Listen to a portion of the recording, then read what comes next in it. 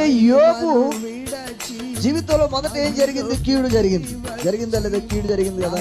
అంటే ఆరోగ్యంగా ఉన్నటువంటి యోబుకి, భక్తిగా ఉన్నటువంటి యోబుకి, ధనము కలిగినటువంటి యోబుకి, పిల్లలు కలిగినటువంటి యోబుకి ఏమొచ్చింది ఆ ఇంట్లోనంటే కీడు సంభవించింది.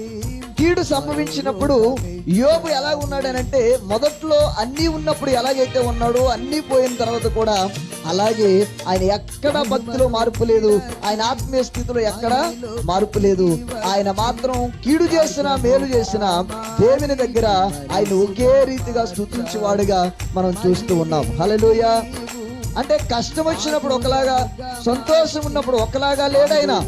కష్టం ఉన్నప్పుడు ఎలాగైతే ఉన్నాడో, సంతోషంగా ఉన్నప్పుడు కూడా అలాగే ఉన్నట్లుగా మనం చూస్తున్నాం.